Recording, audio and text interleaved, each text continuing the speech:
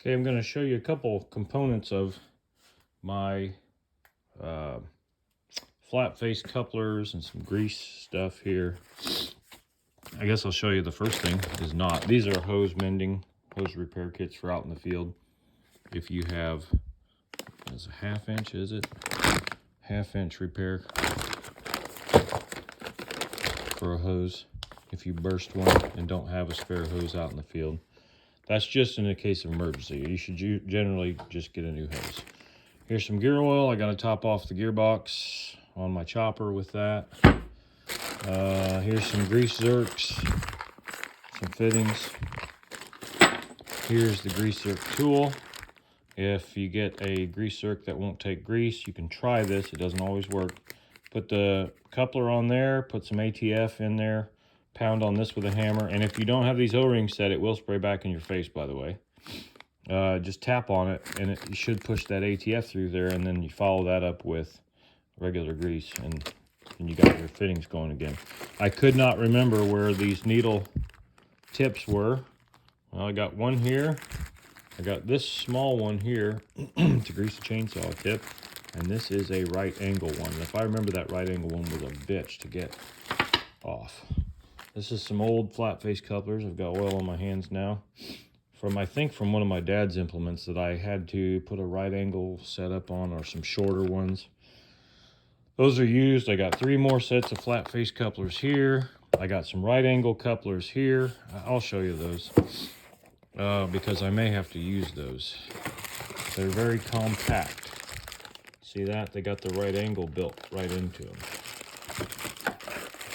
There's the nail. It's got the right angle built in there. These are all flat face. Okay, now we're gonna walk. Let me just bring a set of these. I don't know which ones to grab. Let's just do it at random. 1/2 inch skid steer bobcat flat coupler with dust cover. We'll just use these, I guess. All right. I think everybody ought to have hydraulic components in their kitchen. Why not? Let's do the big reveal here, right? Okay, let's work our way back. Okay, so I got the flat face couplers. These are 84-inch hoses, and they actually almost look too small. I was gonna get, are they 72? No, they're 84. I was gonna get 5-footers. Well, when I got these out of the package, I'm like, man, that's too small. These are 4,000 PSI, 1/2 inch MPT, threaded on each end, and that's going to go. And I'm not sure if I have this exactly right, but I think I do. Let's get that out of the way. I think I do. Okay. If I don't, these are 12-inch right here, by the way, where my finger is. I've got 18-inch back here. If this is too stiff or I can't get it to work like I want it to because it don't squeeze in far enough, I'll put these other hoses on there. I'll test fit everything first. So anyway, this goes up here. This is a swivel T, swivel. Okay, this will go up to the motor. This is a dynamic BMSY 125 E2 SLSH, and I assume this was made February 8th of 2022, and it was the 589th one off the line. That would be my guess. Anyway, I got all this stuff from Surplus Center out of Nebraska. Just look them up on the internet. I was buying all my fittings off of Amazon, and you got to be selective of what you get, but some of my fittings that I bought just now off of Surplus Center are half of what I paid off of Amazon. Now, what's interesting is, I'm not suggesting you do it, but I wonder if there's people that actually make money from buying from one place, posting them on Amazon, and selling them again. But I bought thousands of dollars of hydraulic fittings. Anyway, these are all 1/2 inch MPT. For the time being, we're going to assume that we're going from this long hose to this swivel T. This is a 12-inch, 2-wire, 4,000 PSI, braided, let's see what it says here. 4,000 PSI, yeah. Okay. There were some that were 3,000. I thought, nah, the 4,000 is just a little bit more, and it's 2-wire, blah, blah, blah. Okay. This has an SAE 10 O-ring style on here. So that's going to screw into here, and then this hose is going to go into there. I think I can make this work with the right angle. However, just in case, I bought a 45 and I bought a straight. And they're all in SAE 10 to 1/2 inch NPT. By the way, this is 7.6 or 7. I have to check the list, but I'm not looking at it. 7 point something cubic inch, I think, pump. And it's heavy. That pump probably weighs, 10, 15 pounds by itself. It's heavy. But we'll get back to that in a minute. So then, let's just say for sake of argument, I don't know for sure, but I think this is the inlet, and that's the outlet. This is the return. This is the inlet. This is the outlet, I think. All right, and then we've got our selection of fittings, a 90, 45, and a straight. The hose will come out here, and again, I've got a 12-inch here, and I have the 18-inch just in case. I like the stiffness of the 12 because I've got this cross in here, which I'll get to in a minute, but I also like the flexibility of the 18-inch so it can flop a little bit. I think I'm going to try it with the 12 first, though. Also, you know, our return line, let's say we got a 12, we go to a T, and then I've got a threaded adapter plug, 1/2 inch NPT threaded on both ends, and then that goes into this check valve. Now, in the picture, I think the check valve looked a little bit better, but see that arrow? I'm assuming that's the direction of flow. This is an HC 800, and it's rated for 5,000 PSI. However, I was concerned a little bit. It's rated for 15 GPM. I actually think my machine can push a little bit more than 15 GPM. I think it's rated for 18, but we're going to try it. If I have to, actually the one that was rated for 19 GPM, that's the one I really wanted. It was out of stock. So I ended up buying this one. And this one cracks. You see this is 0.5 MPT 1/2 inch. This one cracks at 65 PSI, I think. And the idea is, I don't know if you can see that down in there. There's a disc in there, if I understand it correctly. And if I don't, somebody please correct me. There's a disc in there, and it's going to go that way for our return. All right. That doesn't seem right. Yeah, that's right. That's right. That's right. Okay, I was confused for a minute. What happens, we got pressure coming in from the skid steer here, and it'll put pressure against this disc. This disc seats against a shoulder inside there, behind that silver disc, okay? So the pressure will try to push it this way, but it can't go because it's resting on that shoulder. Now, the oil will come through, come up here to the pump, run the pump, and I forgot to get my U-joint, which that's been kind of a fiasco, or my coupler, but we'll deal with that later. Comes through the pump, comes out here, and it continues over to this direction, and it would like to open this valve and continue to make a loop, except for the fact that you've got, say, 2200 PSI pushing against it this way. Now, this is something I didn't have on that other hydraulic chopper, and it's a 2011, I think, hydraulic chopper that I was using of my dad's, and that was several $1,000s, $7,000 or $8,000 when he bought that, I think. I did not see that it had one of these in there. And matter of fact, I remember using the skid steer and shutting off the hydraulics to the blade spinning, and I hear it go, "Eeeh."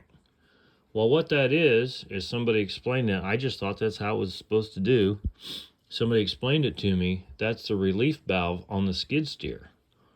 Not up here on the pump assembly, it's on the skid steer, because it immediately stops. It puts a shock on the system, and it's hard on them, or it can be hard on them, I guess. So the idea is you put this relief valve, and I'm assuming I got it right. If I got it wrong, I'll apologize. I'll switch it. Somebody tell me if I'm doing something wrong. I know you will. When you shut the pump off, it immediately stops this line, the inlet line on the skid steer, and immediately stops the outlet line over here. Well, then it wants to stop this pump on a dead run. Well, if you got this check valve in here, and there's a lot of weight out there on the end of the blades, by the way, and on that stump jumper and the mower and everything, it wants to keep spinning. An object in motion tends to remain in motion. Now there is fluid friction loss, but what this does, I'm probably beating this to death, but what this does is this will crack in a good way at 65 psi from the fluid coming through the pump, and it will open this valve. Remember, there's pressure here and there's pressure here from the skid steer. So fluid doesn't want to go into either one of these hoses right now. So the fluid will continue in a loop like this until the friction loss of the hydraulic oil in here spins down so far, then this valve will close and then the pump will stop turning. But anyway, what I did is, this is a PTO shaft, like on a tractor, and I took a drive shaft apart. And I'll just show you. I wasn't going to, but now I'm going to. It's cold out here too. It's 40 degrees. I was gonna work outside. I'm like, hell no, the wind's blowing.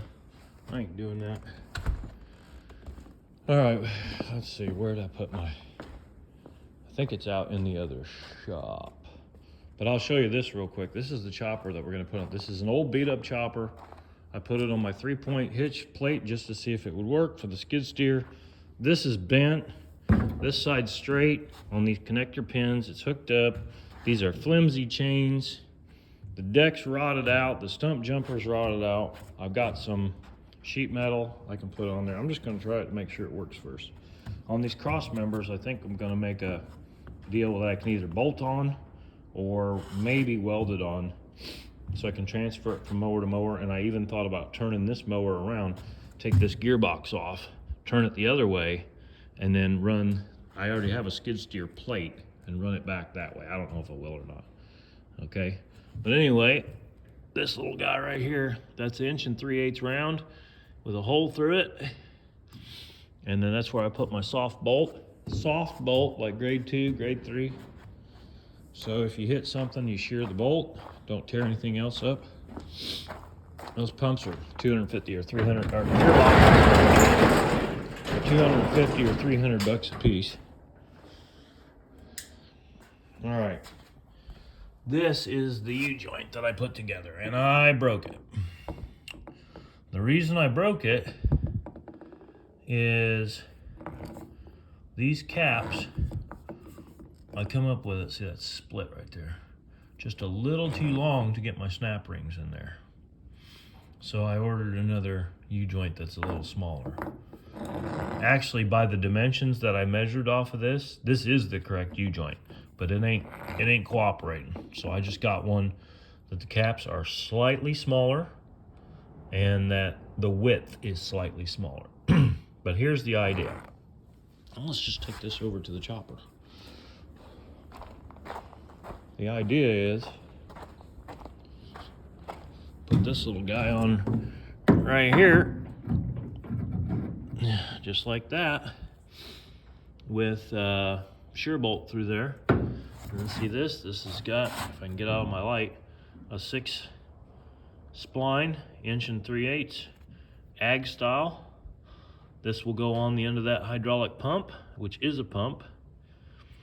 And if we get any slight wobbling or whatever, we're okay. We can go 7 degrees in any direction. This will be fine. And it's greasable. The one I put in there will be greasable too, I think. Anyway, and this has got the quick attach to hook on, which won't be an issue probably. And then I'll just build a bracket across here. And I've got I don't know if I can drill it with that. I've got an inline mag drill. It was like, that's a DeWalt, I think it was like 900 bucks. And I've never used it. I don't know if I'll have enough room to get onto here and mag that. I don't want to torch it. That's 1/2 inch steel. We'll see.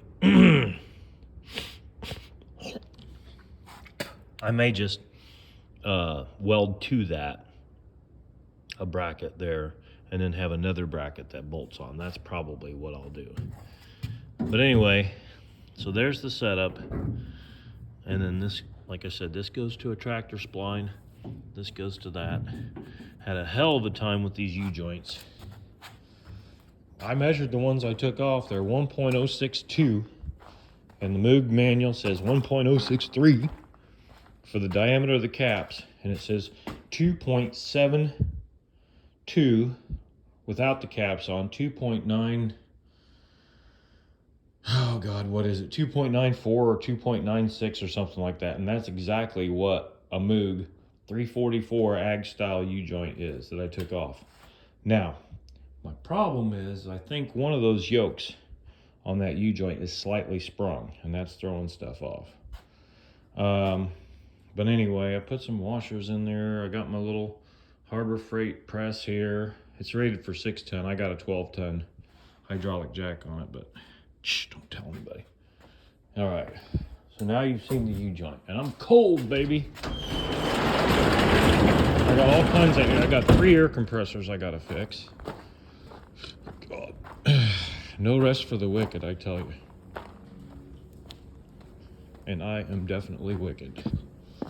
That's what my viewers tell me. We're doing laundry right now too. Just don't tell anybody that.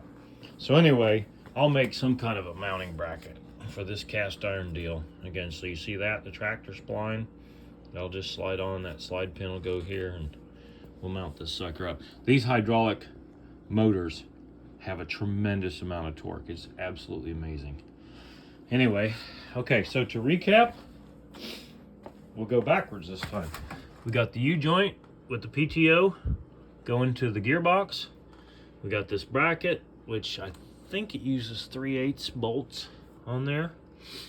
This is a pretty heavy duty cast. It was like 80 bucks for that mount for this pump. Now I know why it's so heavy, because this is heavy. Pump was like 350 bucks with tax. Unfortunately, even though they're in Nebraska and I'm in a different state, I gotta pay tax. Like I said, we've got these different SAE 10 to 1/2 inch MPT fittings to see which one works. Right now I got the 1/2 inch by 12 inch hose here.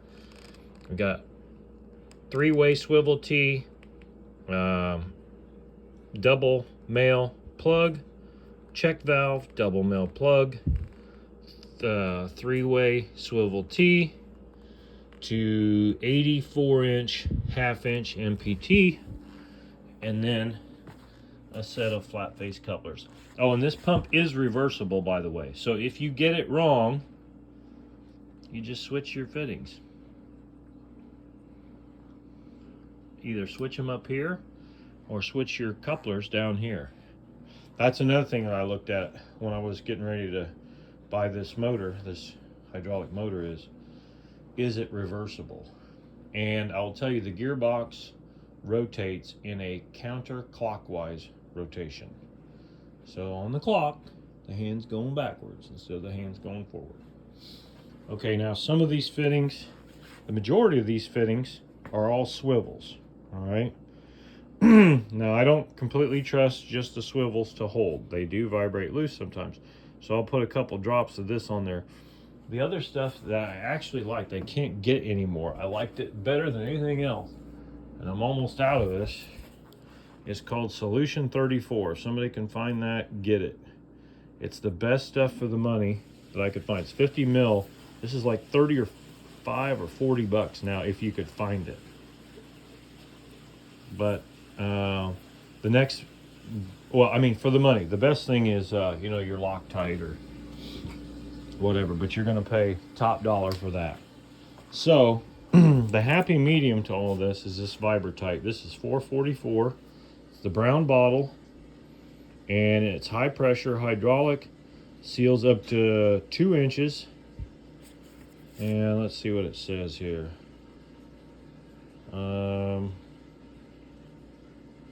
I've used this stuff immediately. They say you're supposed to let it set up for so long.